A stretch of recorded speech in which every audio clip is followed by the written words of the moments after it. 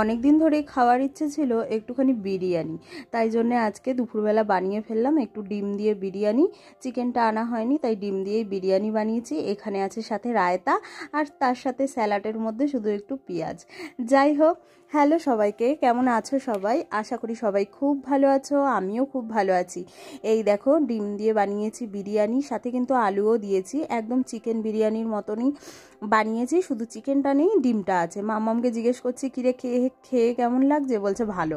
তারপরে স্বপনকেও জিজ্ঞেস করলাম, বলছে ভালো হয়েছে। যাই হোক, এদিকে দেখো, বিয়েবাড়ি থেকে যে 3 জনে 3টে নারকেল পেয়েছিলাম, তো নারকেলগুলোর তো ব্যবস্থা করতে হবে, আর তার মধ্যে শীতও পড়ে গেছে। ওই জন্যে 3টে নারকেলকে একদম ফাটিয়ে ফুটিয়ে নিয়ে তারপরে তাড়াতাড়ি করে এগুলোকে কুড়িয়ে নিয়েছি। আর প্রথমে ভেবেছিলাম নারকেল কোড়ালে একটুখানি হয়ে যাবে, কিন্তু না, দেখলাম যে ভালোই অনেকটাই হয়েছে। তো একটা ছিল বড় আর সাথে 2টো ছিল ছোট, তার মধ্যে একটা তো চারিদিকে ভেঙে চুরে একাকার হয়ে গেছে। ওইভাবেই কুড়িয়েছি। আর এই যে 1 থালা নারকেল কোড়ানি হয়েছে। আর তার সাথে সাথে এই দেখো, এখানে বসে বসে কুড়িয়েছি, তো তার আগে নারকেলটাকে ছাড়াতে হয়েছে। তো ছাড়িয়ে দেখো এতগুলো ওই ছোবা বেরিয়েছে পুজো দেওয়ার জন্য। তো এই ছোবাগুলোকে আমি ফেলি না, এরকম অনেক ছোবা আমি জোগাড় করে রেখে দিয়েছি। এগুলোর সাথে ওই প্যাকেটের মধ্যে রেখে দেবো, ধুনো দিতে অনেক কাজে লেগে যায়, এছাড়া তো পাওয়া যায় না। আর স্বপন গেছিল বাজারে, তো কিছু বাজার টাজার করে নিয়ে এসেছে, আর আমি ওটাকে পুর বানিয়ে রাখবো। বললামই তো আগেই যে শীত পড়ে গেছে, কিছু একটা খাওয়ার ব্যবস্থা করতে হবে। যাই হোক, ওই জায়গাটাকে একদম ভালো মতো পরিষ্কার করে নিচ্ছি। পরিষ্কার করে নিয়ে নারকেল কোড়ানিটাও পরিষ্কার করে নেব, নিয়ে এই জায়গাটা পুছে টুছে নিয়ে বাদবাকি কাজকর্মগুলো সেরে ফেলবো।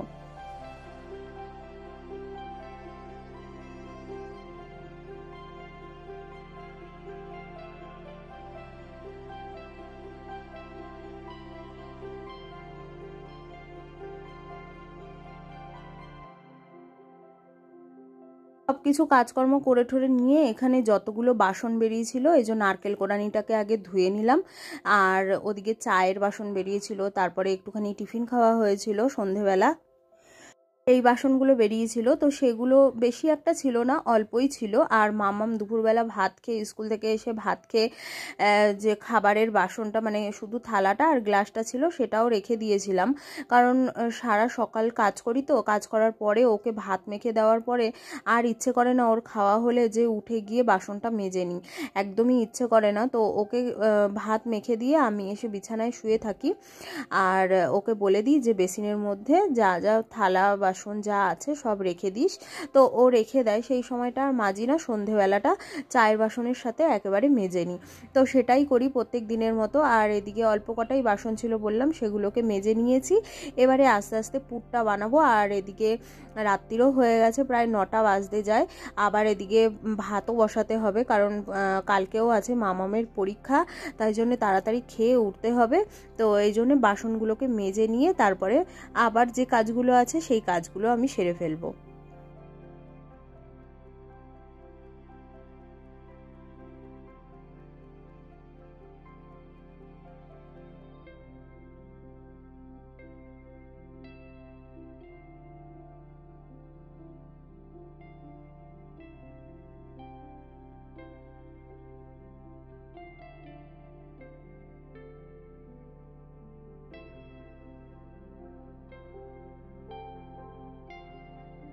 সন্ধেবেলা আমি এদিকে কাজকর্ম ঘরেরগুলো সারছিলাম, আর এদিকে স্বপনকে পাঠিয়েছিলাম একটুখানি বাজারে, কারণ বাস্কেট পুরো খালি ছিল ফ্রিজের, বাজার আনার দরকার ছিল, তাই জন্য ওকে একটুখানি বাজারে পাঠিয়েছিলাম। আর ব্যাগটা এমনভাবে বেঁধে নিয়ে এসছে, খুলতেই পারছিলাম না। যাই হোক, বাজারের মধ্যে নিয়ে এসছে, ফুলকপি এনেছে, ওদিকে এনেছে আলু, পেঁয়াজ, তোমাদেরকে বলছি। আর তার সাথে সাথে ওই আলাদা করে একটুখানি সিমও এনেছে। এই যে এখানে আলু এনেছে, আলুটাকে আমি একদম বাস্কেটের মধ্যে ঢেলে দিচ্ছি।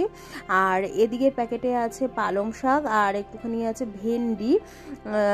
আর ওই যে পালং শাকের মধ্যে যে মোটা সিমগুলো দেয়, সিমগুলো না একদম পাচ্ছি না, তাই জন্য বাজার থেকে আনাও হচ্ছে না। আর এই যে এত বড় একটা ফুলকপি নিয়ে এসেছে, পালং শাক নিয়ে এসেছে, একটা বাঁধাকপি এনেছে, শসা এনেছে, একটা বেগুন এনেছে, তারপরে বিনস, গাজর এগুলোও এনেছে, আর এনেছে পেঁয়াজ। তো এগুলোকে ঢেলে ঢুলে রাখছি, নিচে যেই সব জিনিসগুলো থাকে সেগুলো নিচে রেখে দিচ্ছি ফ্রিজের নিচের বাস্কেটে, আর তারপরে ফ্রিজের ভেতরের বাস্কেট বের করে বাদবাকি জিনিসগুলো রেখে দেবো। আর এই যে ফুলকপিটা এনেছে, ও সাথে পটলও ছিল, আর ওই যে ফুলকপিটা যে এনেছে ফুলকপিটার ওই ডাঁটাগুলোকে আর কি মানে ছাড়িয়ে তারপরে ফুলকপিটা রাখবো। এবারে যে ফুলকপিটা এনেছে ফুলকপিটা দিয়ে একদম ঝোল ঠোল কিচ্ছু খাওয়া হয়নি। ফুলকপিটা দিয়ে একটুখানি বৃষ্টির হচ্ছিল দেখে একটুখানি বানিয়েছিলাম, খিচুড়ি বানিয়েছিলাম, তারপরে ফুলকপির পকোড়া বানিয়েছিলাম, তারপরে ফুলকপি আরেকটা জানি কিসে দিয়েছিলাম। তো এইভাবেই ফুলকপিটা খাওয়া হয়ে গেছে ভাজা টাজা করে, সেটা আর তরকারি বানানো হয়নি। আর তার মধ্যে মটরশুঁটিও ছিল না, ওটা শেষ হয়ে গেছে, সেই জন্য আমি আর অত গুরুত্ব দিইনি ওটাকে ঝোল বানানোর জন্য। যাই হোক, আর যে সবজিগুলো নিয়ে এসছে সেই সবজিগুলো একদম পুরো তাড়াতাড়ি করে বাস্কেটে ঢেলে রাখছি, সাথে আবার তরকারিও কাটতে হবে কালকে রান্নার জন্য।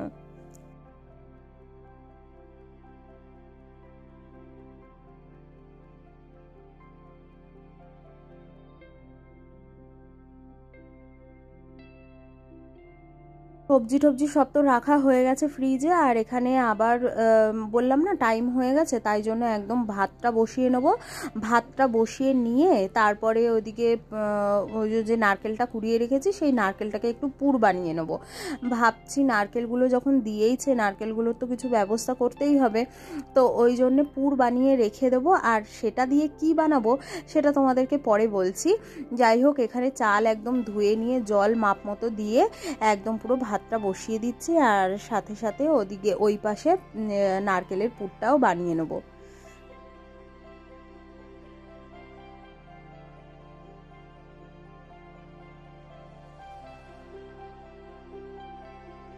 নারকেলের পুর রেডি করার জন্য একদম কড়াই ওখানে বসিয়ে দিয়েছি, আর এটাকে না আলাদাভাবে চিনি দিয়ে আগে মেখে তারপরে কিন্তু কড়াইতে দিইনি।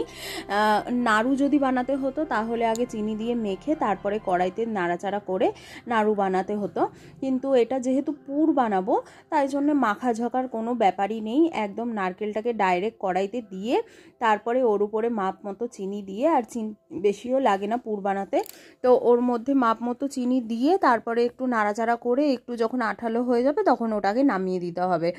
তো নারকেলগুলো একদম পুরো দিয়ে দিয়েছি কড়াইয়ের মধ্যে, আর ওদিকে থালাটা ধুয়ে একটুখানি জল দেবো, সাথে সাথে অল্প করে একটুখানি চিনি দিয়ে দিলাম, বেশি দিলাম না, কারণ যা বানাবো সেটার সাথে তো পুরটা বেশি মিষ্টি হয়ে গেলে আবার বেশি মিষ্টি লাগবে, তাই জন্য অল্প করেই চিনি দিয়ে এটাকে ভালো করে নাড়াচাড়া করে একটুখানি জল দিয়ে দেবো, ওই থালাটা ধোয়া জল দিয়ে দেবো, কারণ শুকনো শুকনো হয়ে যাচ্ছে। আর এদিকে যদি নাড়ু করার জন্য ওটা যদি মানে পুরটা করতাম মানে নাড়ুর ইসেটা হতো, তাহলে তো চিনিটা দিয়ে নারকেলটা মাখলে ওটা দিয়েই জল বেরিয়ে যেত, তো এটা তো আমি মাখিনি, তাই জন্য একটু শুকনো শুকনো ছিল, ওই জন্য থালাটা ধুয়ে একটুখানি জল দিলাম।